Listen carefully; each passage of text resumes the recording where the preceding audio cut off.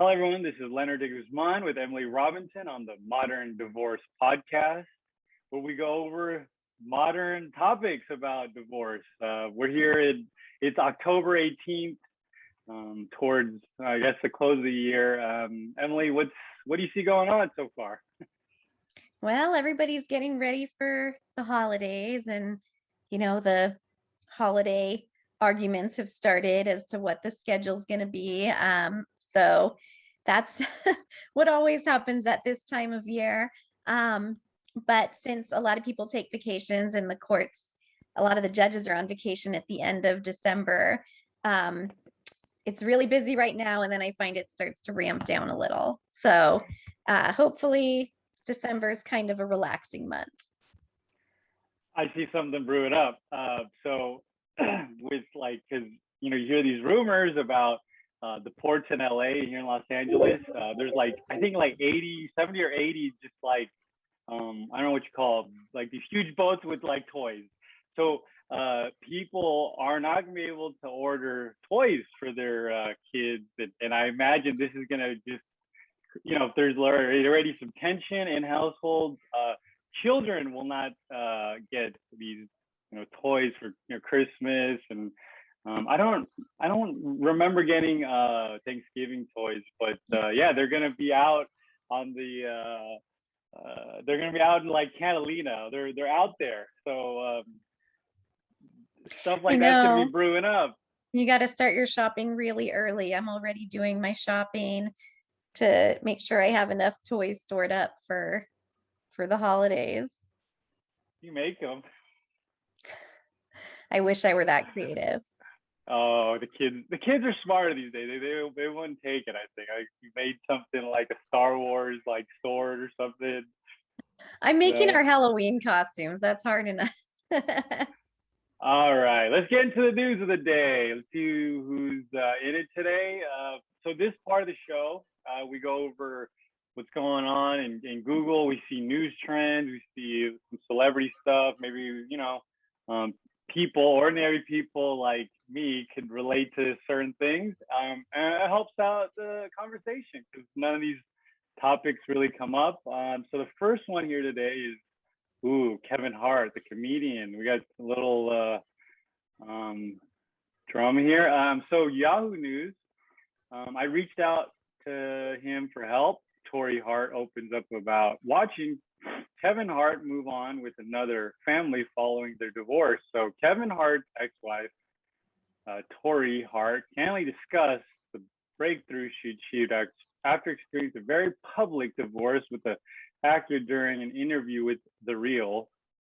The exes were married in 2003 and finalized their divorce in 2011 following infidelity on Kevin's part. The comedian ultimately married his second wife in 2016 after 7 years of dating. Tori was promoting her new podcast, Breaking Through with Tori, also shared details about co-parenting with Kevin. The 43-year-old claimed that the process of her breakthrough wasn't an easy journey in the beginning.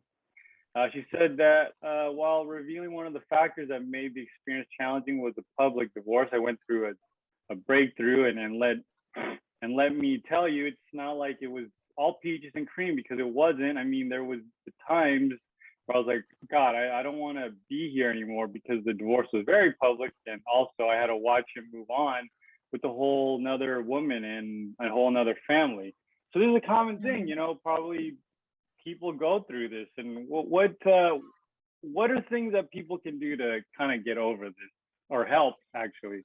You never get over it. Yeah, it's hard. It's hard to watch your ex move on with somebody else. I mean, that's never going to be easy.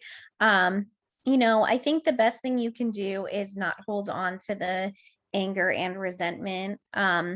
If you can, maybe try to actually make friends or get along with the new person so that you can all be a big happy family together. Um, because the obviously, trying to do holidays and resent each other and fight for the rest of your life is not a pleasant way to live. But I actually do think a lot of people are able to make it work, all kind of hanging out and getting along together. And if that's something you can do, I know that's not doable in every situation. But if that's something you can do, I think it actually helps the kids a lot and the family a lot. Yeah, okay. That's so tough. I can't imagine your whole life and then you see someone move on. It's very tough, especially if you're in the public eye. So we go from there to Sean Penn. He's had a really successful career. He's probably going to come out with another movie. So here we go. Sean Penn's wife, Leela George, files for divorce after 1 year of marriage. So they went through divorce here, calling it quits after 1 year. George, 29, filed the dissolution in LA Superior Court on Friday. Today confirms. Is there a reason why it would, someone would wait a year? Is there some sort of like legal thing, or does it matter as far Wait as a year time? to file. Yeah. Well, it could just be you're not ready. It could be you think that, the law, I know if it would really make sense in that situation, but it could be that you're trying to hit the 10-year mark because alimony's for a longer period of time after 10 years. It could be that there's just things going on in your life that it's not a good time. That's usually what it is. Or you don't want the other person to know yet for some reason that you're planning to file. I thought there was because in tax there's a year, for capital gains. If you wait a year, your tax rate's lower. Like you're selling Bitcoin and you hold it, you sell 6 months into it, you have a higher tax rate versus if you wait a year and a day, you save a little bit of money. So I was just curious. No, nothing like that. All right, let's see. Here's one has to do with divorce and money. According to this is from Yahoo Money. They're always up on the Google algorithm. You'd think they're competing, but here we go. How to change your estate plan during divorce. Divorce is never easy, and estate planning can make it all the more challenging. At such an emotional time where paperwork is probably the last thing you want to do on the to-do list, but taking a few steps is crucial to your financial future. I'm hearing these estate planning questions more than any time in my career, and I've been at it for 3 decades. Said Michelle Smith, founder and CEO of Source Financial Advisors and co-author of Divorce and Your Finances. For Wachovia Securities, the whole era has forced a new transparency. Are you organized? Is your financial suitcase packed? Is everything ready to go? These are the conversations that have become norm. Here's what to keep in mind. Make sure your last will and testament is ready to go. Should be a top priority. Ensure your loved ones are taken care of in case of the unexpected. Leaving everything arranged today could make a world of difference tomorrow, especially during a crisis. So how does divorce affect your estate planning? For the newly divorced, typically estate planning conversation might involve revoking or rewriting your will to ensure that everything won't be going to your ex-spouse, or they might involve changing your beneficiaries, like those on your life insurance policies or retirement accounts, so that all your assets don't revert to your ex-spouse if you pass. And it goes to, do you need a new will? And then changing powers of attorney. And that's about it. But these are important because you got to redo all the paperwork. Yes. How big of a pain is it? It's not that big of a pain, but it is important because a lot of times if you don't, things don't just automatically get canceled. Your ex may remain your beneficiary on your life insurance or your IRA and get all of those funds. And that's not what you wanted to happen. Just getting divorced doesn't necessarily stop that. In some situations, it may stop it, but you want to be extra sure that it happens. So once your divorce is final, you want to make sure that you go and change all your beneficiaries and change your will and your trust and your estate plan. It's not that much of a pain. You just want to go to an estate planning attorney and they can help you do all of it. But it's a very important step that you don't want to miss, because otherwise your items that you want to pass on are not going to go to who you want them to go to. You should always have an estate plan anyway, even if you're not divorcing, because otherwise the state decides who everything goes to. And that's called probate, right? Yes, that's called dying intestate, and then everything goes to probate. Having a trust actually avoids probate so that you don't have to spend a lot of the estate's money on probate.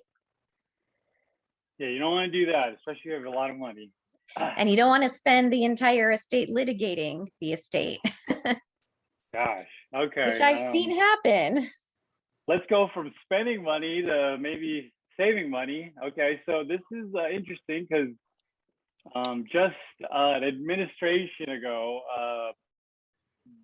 that administration cut taxes, and this Biden administration looks like we're going to have to pay more taxes. So let's get into it and see how it kind of how divorce is in. Okay, so this is from Kiplinger. Want to save on taxes? Consider divorce.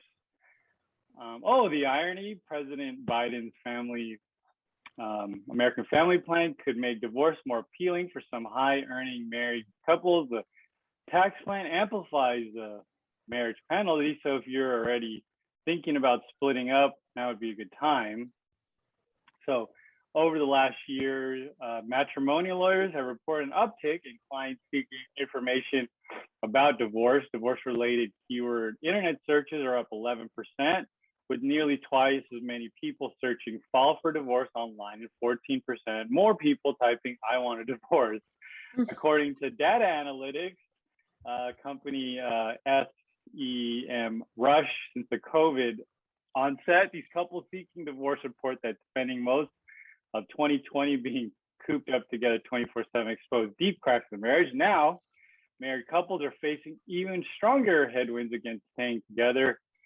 The tax proposal just released by the House Ways and Means Committee on September 13 provides a peek into what the bill may look like in its final form. While these are many tax changes, the most notable, including raising income and capital gains tax on high earners, especially married couples. Wedded individuals will see the most dramatic tax squeeze. As a result, getting a divorce could see high earning couples thousands of dollars or more in taxes. So there's going to be a marriage penalty multiplies. The bill includes restoring the 39.6% top marginal rate and a host of new increases of single individuals earning $400,000 or married couples earning $450,000. So the current rate is at 37%. Which kicks in, this is something you talk to your CPA about, but it's which kicks in when individuals make more than $523,600 annually, with couples earning more than $628,300, which causes what is known as the marriage penalty. So that's in there. And then, should you really get a divorce for tax purposes to save on taxes? Will financial advisors recommend couples increase savings for their children's college, max out their 401k, and then get a divorce.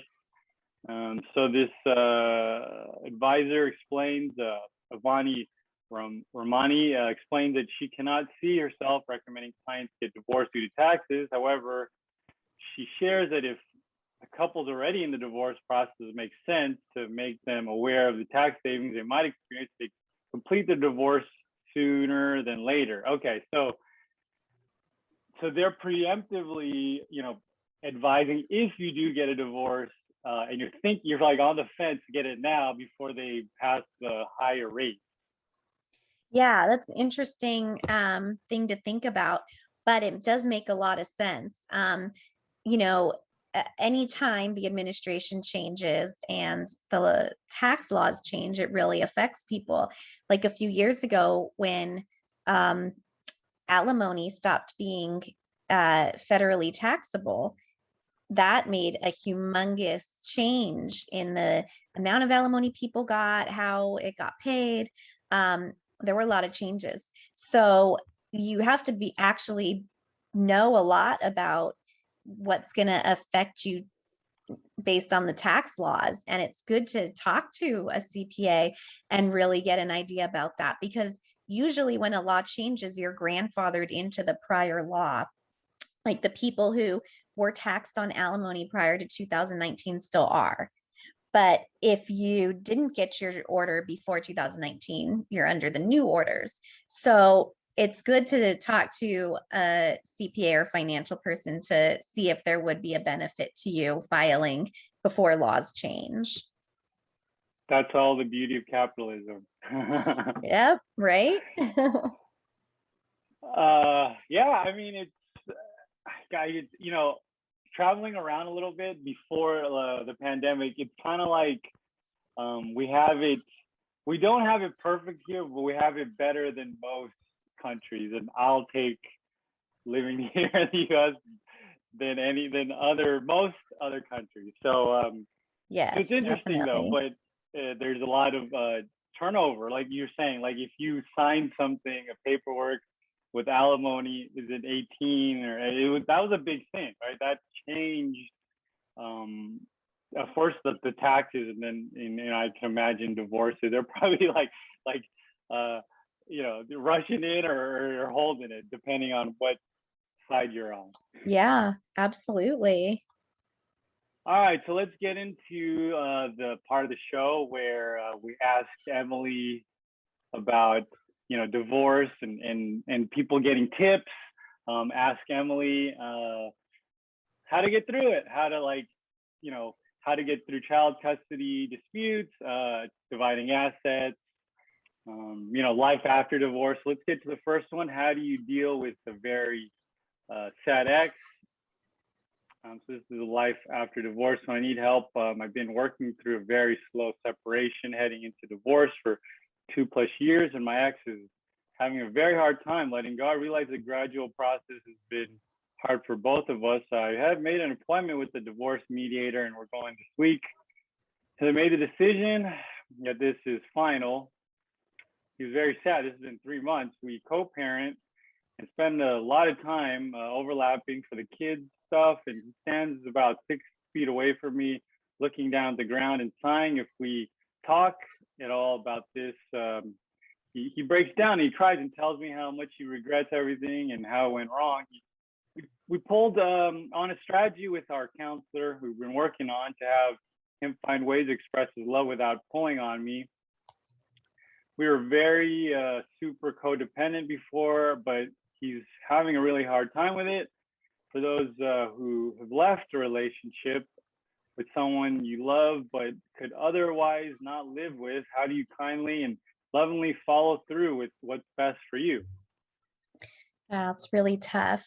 No amount of mediation or divorce discussions is going to make those feelings better. That's something that really has to be dealt with in therapy or coaching, or in some way with a mental health professional. Those are normal human emotions that come with the process and everything, but you have to take care of your mental health just like you take care of your body and your physical health. So they need counseling and therapy to work through those issues. It's really the only way to get through them. Also, I think divorce groups where other people are going through the same thing do help a lot as well.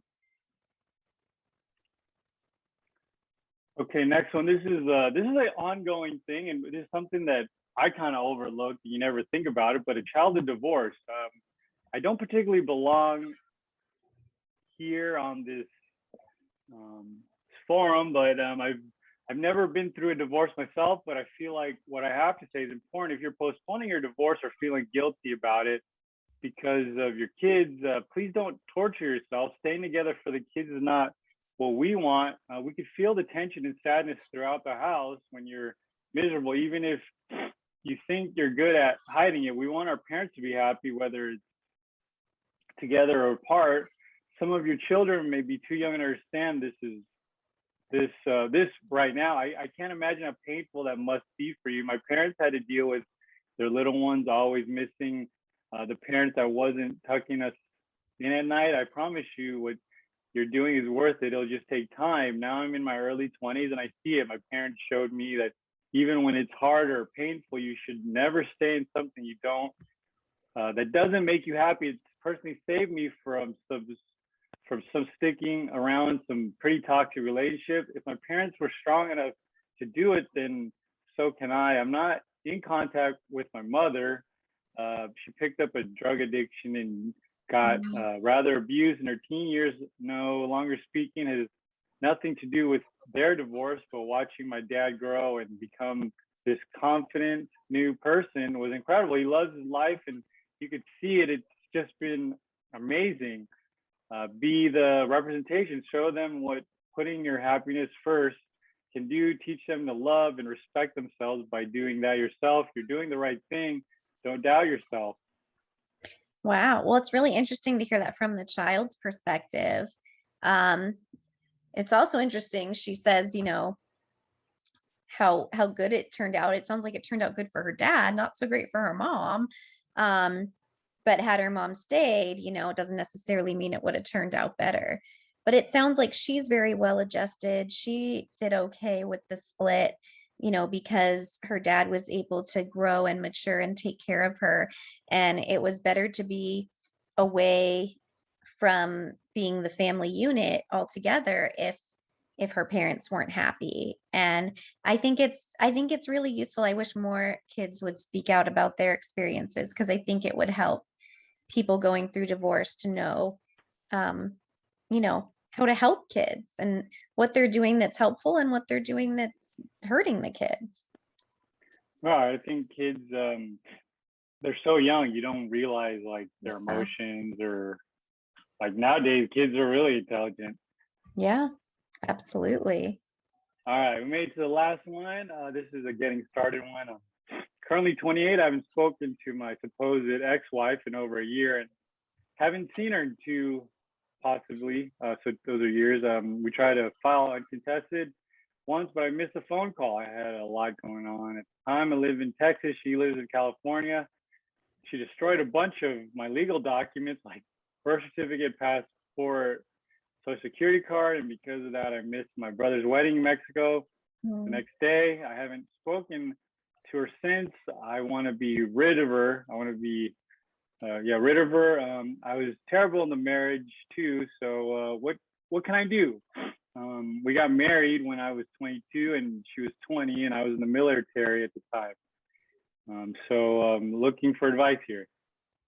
Wow, that's really tough. Well, I don't know what state they're in. I mean, in California, you can't, a lot of people are wondering, like, could I do like an annulment or something? But an annulment would require, it may be different in other states, but here it would require fraud. Even if you're just married for one day, you can't just get like an annulment based on the short length of the marriage or something like that.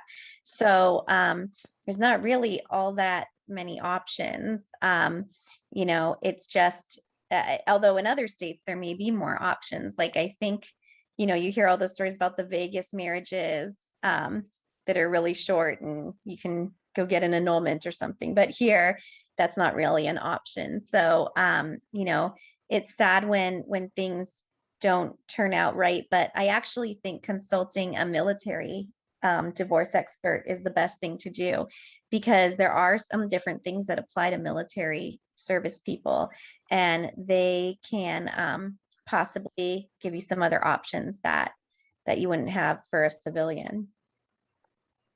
All right. Thanks so much, everyone, for joining us on the Modern Divorce Podcast, and we'll see you next week. Bye.